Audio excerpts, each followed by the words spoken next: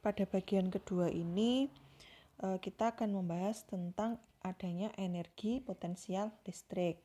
Nah, di sini sudah ada gambar muatan sumber. Muatan sumbernya ini bermuatan besarnya Q atau Q besar. Kemudian di dekatnya atau di atasnya itu diberikan muatan uji yang besarnya Q kecil berjarak R1.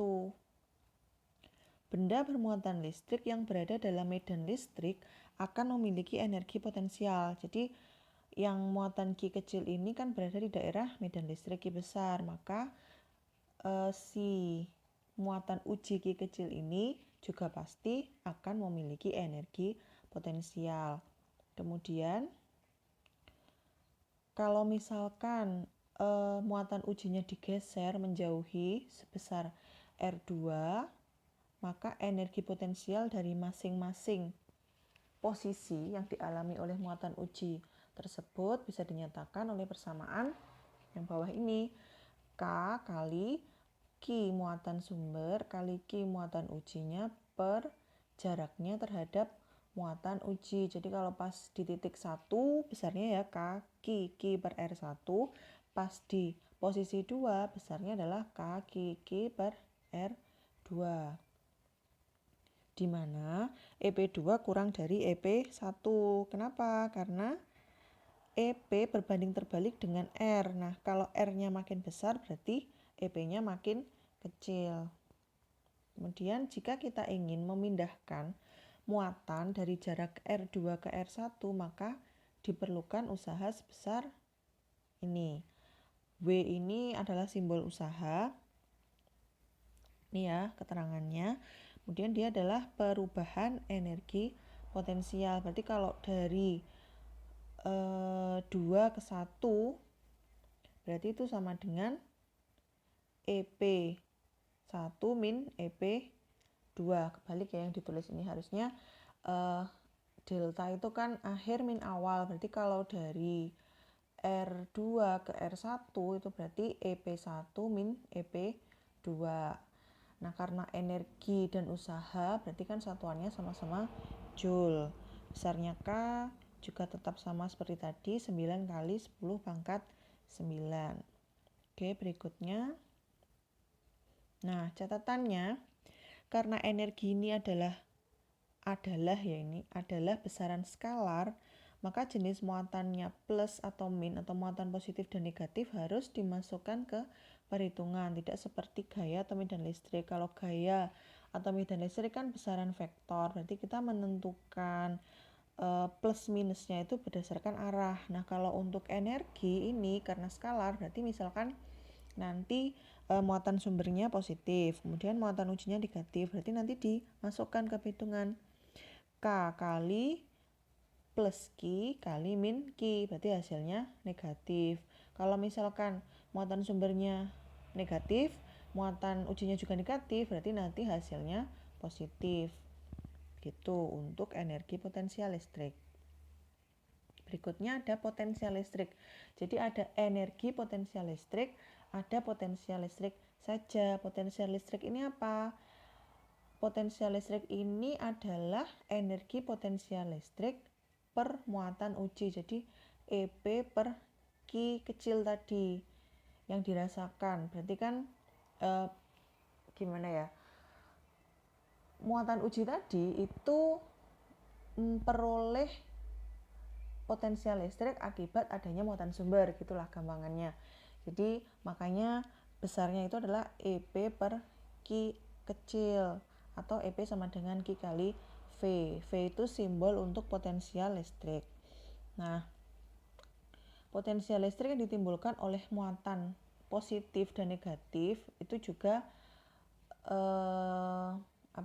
karena skalar ya, jadi besarnya juga tergantung dari muatannya yang memberikan pengaruh. Kalau misalkan ini muatan positif, sumbernya muatan positif, kemudian muatan ujinya itu P, dia kan arah E-nya menjauhi, kemudian besar V-nya itu adalah plus K Q per R karena muatannya positif. Kalau muatannya negatif, muatan sumbernya negatif, berarti VP atau potensial listrik di titik P itu min K Q per R. Nah, Nah, ini untuk keterangannya, satuannya potensial listrik itu volt, kemudian muatan listriknya Coulomb, R-nya ini jarak titik uji dengan muatannya, satuannya meter. Jika potensial listriknya itu disebabkan oleh lebih dari satu muatan, kan tadi yang di contoh awal hanya satu muatan sumber. Nah, sekarang kalau misalkan ada banyak, ada 2, 3, dan seterusnya, berarti tinggal dijumlahkan seperti biasa. Nah, seperti ini. Berarti kan tadi kan kalau satu muatan K per R. Nah, berarti kalau ada beberapa itu berarti K kali Q1 per R1 tambah Q2 per R2 dan seterusnya. Sejumlah muatan sumbernya. Atau VP atau V totalnya itu adalah V1 tambah V2 tambah V3 dan seterusnya. Ini untuk hubungan antara usaha dengan V ya, hubungan antara usaha dengan potensial listrik. Kalau tadi kan kita sudah mengetahui hubungan usaha dengan energi potensial, besarnya adalah W sama dengan delta EP. Nah, karena delta EP itu kan K per R, sedangkan K per R saja itu kan tadi V. Berarti kita bisa tuliskan W ini sama dengan Q muatan uji kali delta V atau selisih potensial listrik. Berarti delta EP sama dengan Q kali delta V. Nah, sekarang sama halnya dengan yang tadi. Kalau tadi kan medan listrik di konduktor bola. Nah, sekarang potensial listrik pada konduktor bola berungga atau pejal. Di sini sudah ada gambarnya, bolanya bermuatan positif, jari-jarinya R besar. Kemudian di dalam bola tadi kan 0, ya kan? Pokoknya di dalam bola itu kan masih 0. Kemudian jika W itu kan usaha itu sama dengan gaya kali perpindahannya. Gaya listrik itu kan kemarin sama dengan kuat medan listrik dikalikan muatan atau E kali Q. Kalau E-nya 0 berarti otomatis F-nya juga 0. Kalau F-nya 0 berarti W-nya juga 0. Nah, di sini besar usaha untuk memindahkan muatan dari 1 ke 2 juga sama dengan 0 karena masih berada di dalam bola, sehingga nah ini tadi kan W sama dengan Q kali delta V, berarti Q kali delta V sama dengan 0. Berarti delta V1 sama dengan V2, V di titik 1 sama dengan V di titik 2. Artinya potensial listrik di dalam dan di kulit besarnya sama. Berapa? K Q per R. Jadi di dalam sampai di kulit, pas di kulit itu besarnya tetap konstan, yaitu kaki per R jari-jari bola. Nah, kalau di luar bola gimana? Kalau di luar bola sama, tapi R-nya adalah jarak dari pusatnya berapa gitu ya. Kalau tadi kan selama di dalam bola sampai di kulit tetap konstan saja kaki per jari-jari. Nah, tapi kalau sudah di luarnya berarti tinggal dibagi dengan jaraknya dari pusat itu berapa. Nah, ini untuk grafiknya. Kalau tadi kan untuk grafik E itu 0 sampai R dia besarnya 0. Nah, kalau ini 0 sampai R dia besarnya K per R. Kemudian baru melandai setelah keluar dari atau berada di luar bola. Berarti setelah menjauhi makin jauh dari pusat bolanya, dia besarnya akan semakin kecil hingga mendekati 0. Contoh soalnya, pada keempat sudut persegi yang sisinya 30 cm diberikan muatan listrik. Tentukan potensial listrik di titik pusat persegi jika dua muatan yang bertetangga masing-masing adalah plus 2 mikrokolom dan yang lain min 2 mikrokolom. Bisa dilihat di gambar, ada titik 1, 2, 3, dan 4. 1 dan 3 memiliki muatan sama positif, 2 dan 4 muatannya negatif, besarnya sama 2 mikrokolom. Nah, karena persegi maka sisi miringnya itu kan adalah A akar 2 atau sisi akar 2. Sisinya 30 berarti 30 akar 2. Penyelesaiannya yang diketahui ada sisi persegi, kemudian muatannya. Yang ditanyakan adalah potensial listrik total di titik P akibat 4 muatan.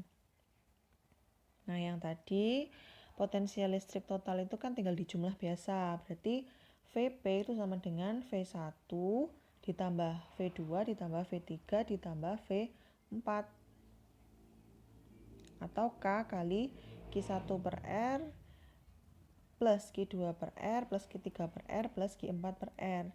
R-nya kenapa sama? Karena persegi. Jadi kan jaraknya ke pusat itu kan sama semua. Berarti yang berpengaruh hanya muatannya. Kemudian kita masukkan Q1 dan Q3 positif 2.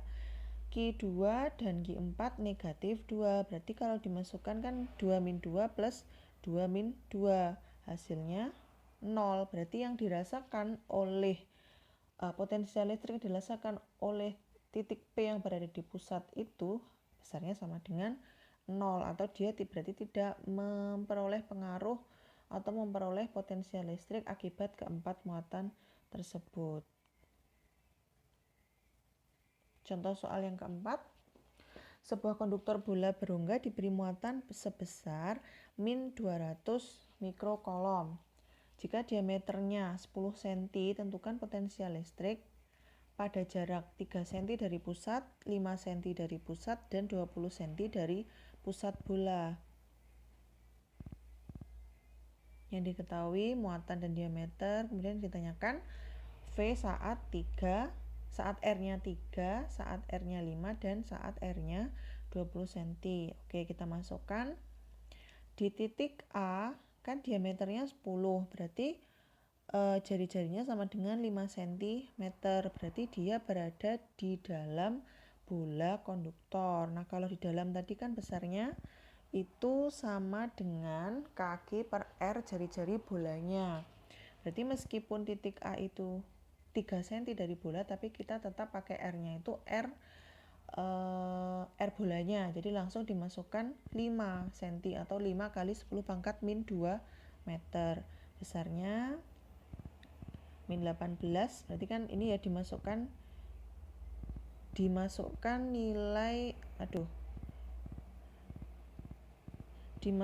nilai ininya, apa namanya? Muatannya min.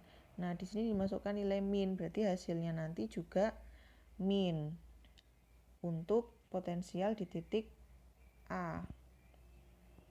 Min 3,6 kali 10 pangkat 7 volt. Kemudian di titik B, nah di titik B kan di kulit bola, tepat di kulit bola, berarti kan besarnya masih tetap sama dengan V di titik A tadi, yaitu min, harusnya ini min ya, min 3,6 kali 10 pangkat 7 volt.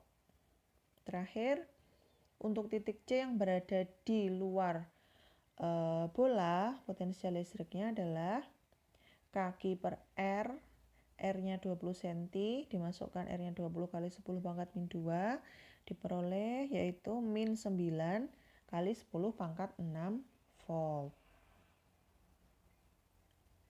Contoh soal yang kelima. Berapakah usaha yang diperlukan untuk memindahkan muatan positif 10 kolom dari sebuah titik yang memiliki potensial listrik 10 volt ke titik lain yang potensial listriknya 60 volt? Ini tinggal menggunakan ini ya, persamaan yang tadi, W sama dengan Q kali delta V. Berarti deltanya dari akhir min awal, berarti V2 min V1. Kita masukkan, diperoleh usaha untuk memindahkan muatan tersebut adalah 500 Joule. Nah, ini terakhir adalah hukum kekekalan energi dalam medan listrik. Syaratnya apa? Syaratnya jika tidak ada gaya lain yang bekerja di dalam sistem tersebut selain gaya kolom atau gaya listrik. Nah, kalau ada gaya lain berarti tidak bisa menggunakan hukum kekekalan energi mekanik. EM1 sama dengan EM2. EM itu energi potensial ditambah energi kinetik.